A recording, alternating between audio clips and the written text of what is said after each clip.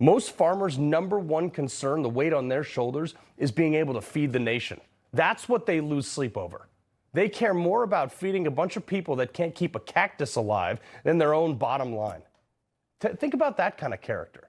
The same people who throw half their dinner, by the way, out because they didn't like the type of butter it was on the five-star restaurant. Those are the people farmers are providing for. They're completely ungrateful for the most part. By the way, this perfectly illustrates why we have an electoral college, folks. Look, no farmer has ever had an 8-hour workday in an air-conditioned office, gone to HR because somebody said something mean or offensive. They've never complained that they have to lift a single box. Their cattle still have to eat and be milked on Saturdays and Sundays.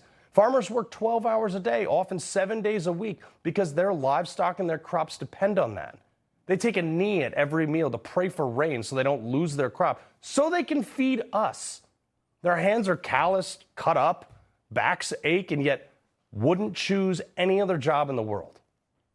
In America's most farming-dependent counties, overwhelmingly backed Donald Trump in 2024 by an average of 78%. And now they're struggling more than ever. I mean, look, there's no doubt that Trump has been a better friend to the farming industry than probably any president in my lifetime. In his first term, he allocated almost $110 billion to aid farmers, especially at the beginning of COVID, while Biden admin spent less than half of that. Obama was less than $12 billion. Trump's big, beautiful bill this term gave another $50 billion and gave waivers to inheritance for the next generation of farms. But they need more now. And before the liberal media and all those terrible people inside, they got what they're voted for. That's a bold statement coming from the same people who could never grow their own food. Someone like Rachel Maddow, if she even eats meat, could never hunt for an animal to sustain herself. So how about a nationwide movement to help them? It's not unreasonable.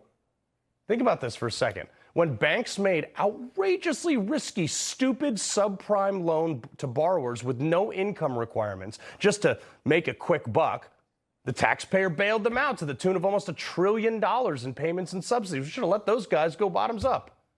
We subsidized auto companies to build stupid electric cars that nobody wanted and they can't sell now. Green energy companies getting like multi-billion-dollar unaccounted for grants for pet projects that will never turn a profit and have no use in society today.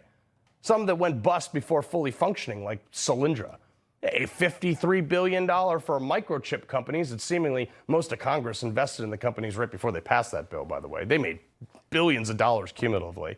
You got airline bailouts and Amtrak and state government handouts, bridges to nowhere in California, and the federal government allowing China to buy farmland right out from underneath struggling businesses. Man, this is a case of priorities, guys. You have cities voting to give money to black people who were never slaves for reparations. Yet not one of those same cities, like San Francisco, has ever even remotely occurred to them to route some of that money, 30 miles down the road to make sure they have something to eat this season. Again, the case for the Electoral College because of the exchange of values. He loves the Constitution. He fights for what's right. He hates the bad guys. He's a freedom warrior. He's your freedom warrior. Watch Carl Higbie every weekday on Newsmax.